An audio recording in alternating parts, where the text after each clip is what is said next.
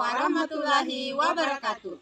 Kami calon guru penggerak Angkatan 9 dari Kabupaten Sinjai, Provinsi Sulawesi Selatan akan menampilkan modul 2.3 demonstrasi kontekstual praktek coaching dalam supervisi akademik. Bersama saya Nurpadila SSI MPD dari UPT SMA Negeri 12 Sinjai dan saya Nurbaya SPD dari UPT SMA Negeri 2 Sinjai. Dan saya Bese Matahari dari UPTD SMP Negeri 23 Sinjai. Selamat menyaksikan.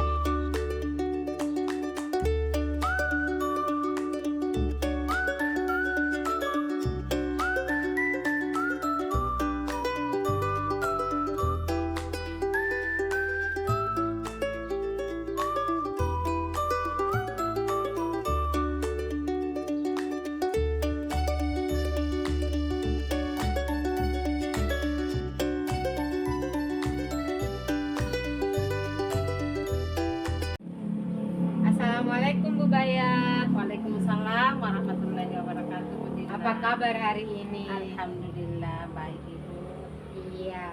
Sebelum Ibu Baya melakukan coaching hari ini, Iya. sebagai awal saya akan melakukan atau memberikan beberapa pertanyaan pada coaching kali ini. Nah, coach dan coachee yang akan saya nilai apakah sudah sesuai dengan rubrik atau belum. Bagaimana Ibu sebagai coachnya Bu Bese nanti bisa memberikan pertanyaan yang berbobot kepada coachee, dan bagaimana coachee tersebut bisa menangkap atau merespon pertanyaan dari Ibu sebagai coach. Nah, jangan lupa untuk menyesuaikan prinsip coaching, diantaranya kemitraan, proses kreatif, dan memaksimalkan potensi. Nah, pertanyaan pertama yang akan saya ajukan kepada Ibu, kompetensi apa yang akan Ibu kembangkan pada coaching kali ini? Jadi baik Ibu, untuk proses coaching nantinya saya akan kembangkan beberapa kompetensi. Yang pertama adalah kehadiran penuh atau present, yang kedua adalah mendengarkan aktif, dan yang ketiga adalah mengajukan pertanyaan berbobot. Oh iya. Nah, dari ketiga kompetensi yang Ibu ajukan tadi, kompetensi mana yang Ibu akan kembangkan secara spesifik? Jadi yang saya akan kembangkan Ibu yaitu kompetensi mengajukan pertanyaan berbobot dan mendengarkan aktif. Oh iya. Nah, indikator yang bagaimana yang ingin Ibu inginkan oleh Ibu dalam proses coaching kali ini? Yang indikator yang saya akan ajukan atau saya inginkan yaitu bisa menyelesaikan permasalahan dari coachee yang saya hadapi. Ya. Nah, baik Bu Baya, demikian praobservasi kita kali ini. Silahkan lakukan coachingnya dengan baik terhadap coachee. Setelah coaching sebentar, kita akan melakukan ngobrol kembali untuk pasca observasi. Demikian Ibu Baya. Iya Ibu, terima kasih. Assalamualaikum warahmatullahi wabarakatuh Bu Bese. Waalaikumsalam Bu Baya. Iya, bagaimana kabarnya Ibu? Alhamdulillah kabar aku baik nih Bu. Iya. Dengar-dengar Bu, ada permasalahan yang Ibu mau bicarakan dengan pertemuan kita kali ini. Betul Bu. Ada beberapa permasalahan yang ingin saya utarakan di perbincangan kita hari ini Bu. Iya. Sepertinya kita nggak punya banyak waktu ya Bu, hanya sekitar 15 sampai 20 menit. Kita ngobrol-ngobrol ya Bu. Kira-kira apa yang Ibu akan sampaikan? Oh iya, jadi begini Bu, yang ingin saya sampaikan pada hari ini adalah masalah klasik yang terjadi di kelas saya tadi siang Bu. Ibu kan tadi sudah supervisi di kelas saya, sudah melihat kondisi kelas saya bagaimana. Nah tadi itu ceritanya Bu, anak-anak di jam pertama adalah prakarya. Kebetulan ada praktek masak memasak. Jadi anak-anak tadi itu Bu sudah melaksanakan praktek memasak di halaman depan. Dan ketika jam pelajaran bahasa Indonesia di jam kedua nih Bu, masuklah anak-anak itu Bu. Nah kondisinya itu sudah capek, sudah lelah, sehingga ketika belajar bahasa Indonesia itu Bu cenderung tidak fokus, karena minat belajar untuk belajar bahasa Indonesianya itu sudah berkurang. Akhirnya motivasi belajarnya pun menjadi kurang, begitu Bu. Oh iya Ibu, berarti karena anak-anak Ibu sudah belajar prakarya, makanya kondisinya berantakan Ibu. Jadi anak-anak masih lelah, kemudian harus belajar lagi bahasa Indonesia bersama Ibu. Kira-kira Ibu supaya bisa belajar dengan fokus, begitu ya Bu, bagaimana caranya? Eh, yang saya pikirkan saat ini Bu, saya harus meng-up atau mengembangkan atau meningkatkan kembali motivasi belajar anak-anak, khususnya di pelajaran bahasa Indonesia Bu. Jadi kira-kira Bu, hambatan atau kendala apa yang Ibu hadapi untuk menyelesaikan masalah ini? Banyak sih hambatan Bu yang saya hadapi, dan paling utama itu ya dari anak-anak sendiri Bu, peserta didik saya sendiri. Saat ini yang terjadi tadi, masih rendah minat belajarnya Bu, seperti itu. Oh, jadi kendalanya Ibu secara umum karena memang tadi pergantian jam sehingga kondisinya kurang memungkinkan. Iya.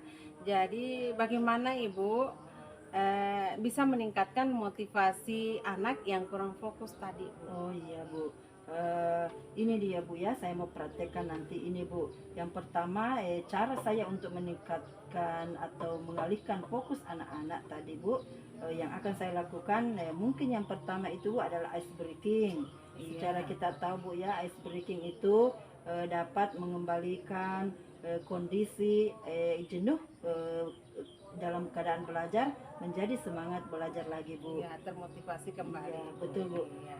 Yang kedua Bu, mungkin saya akan menerapkan metode-metode agar lebih meningkatkan pembelajaran, meningkatkan minat belajar lagi Bu di kelas. Oh, baik Ibu. Jadi selanjutnya bagaimana Bu mengantisipasi kalau ada gangguan-gangguan yang lain? Ya sebisa mungkin Bu saya akan mencegah dan meminimalisir hambatan-hambatan yang terjadi. Karena hambatan itu sebenarnya terjadi dan berasal dari anak siswa itu sendiri Bu. Yang saya akan menegur, misalnya kalau ada yang ribut, kemudian saya akan memberikan solusi-solusi, mungkin langkah-langkah supaya peserta didik saya itu Bu tidak ribut lagi di dalam kelas. Oh, jadi kira-kira Ibu siapa yang akan membantu Ibu atau siapa yang bisa dilibatkan bersama Ibu? Iya Bu ya. Kalau berbicara siapa yang ingin dilibatkan Bu ya, saya terutama harus terlibat secara penuh, begitu Bu ya. Tetapi tidak tertutup kemungkinan saya akan melibatkan teman-teman sejawat saya yang lain Bu, seperti itu Bu.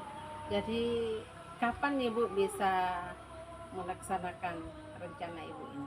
Mungkin secepatnya Bu. Di pertemuan selanjutnya saya akan melakukan mengaplikasikan metode-metode pembelajaran yang saya sudah sebutkan tadi Bu. Misalnya ice breaking-nya harus lebih bervariasi. Kemudian melaksanakan pembelajaran dengan menggunakan metode-metode yang lebih bervariasi agar minat belajar siswa saya lebih meningkat lagi, seperti itu Bu. Itu ide yang cukup bagus sih Bu ya. Jadi dari percakapan kita tadi, dari percakapan pembicaraan kita tadi Bu, apa yang Ibu rasakan dengan pembicaraan ini? Terus terang saya merasa sangat tercerahkan Bu. Saya juga termotivasi dengan adanya perbincangan antara coach dan saya hari ini.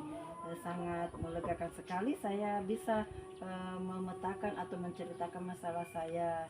Tapi karena kehebatan ibu, saya juga berhasil mengeluarkan beberapa solusi yang harus saya laksanakan Bu untuk kedepannya. Oke, baik Ibu. Jadi berarti sudah ada Ibu gambaran-gambaran bagaimana strategi Ibu untuk kembali memberikan motivasi atau mengaktifkan kembali siswanya. Betul Bu, betul. Oke Bu, saya tunggu Ibu cerita-cerita berikutnya. Siap Bu, siap. Terima kasih Bu, semoga lebih sukses lagi ke depan. Ya, saya yang lebih terima kasih lagi Bu. Iya. Oke. Iya, tadi Ibu Baya sudah melakukan proses coaching dengan Ibu Bese. Nah, saya akan memberikan pertanyaan-pertanyaan lagi sekaitan dengan apa yang Ibu lakukan tadi. Oke, silahkan Ibu. Apa saja indikator yang sudah tercapai pada saat coaching tadi, Ibu? Iya, kalau saya Ibu berusaha untuk bagaimana mengikuti langkah-langkah dari mengidentifikasi menggali tujuan yang akan dicapai oleh coach, dan kemudian saya berusaha untuk identifikasi masalah, kemudian bagaimana coach bisa mendapatkan sendiri strategi yang akan dilakukan supaya permasalahannya bisa tercapai, dan tentunya coach ini bisa bertanggung jawab atas apa yang dia rencanakan. Iya. Jadi Ibu Baya sudah melakukan alur tirta dengan baik ya. Iya, Ibu. Dan tadi yang saya amati Ibu Baya sudah bisa mengajukan pertanyaan-pertanyaan berbobot kepada coachingnya Ibu tadi. Baik Ibu, kompetensi apa lagi yang ingin Ibu kembangkan? Ya, kompetensi yang akan saya kembangkan ke depannya yaitu bagaimana coach bisa lebih menggali potensinya untuk menyelesaikan permasalahan, mendapatkan strategi-strategi itu untuk menyelesaikan permasalahan Ibu. Iya.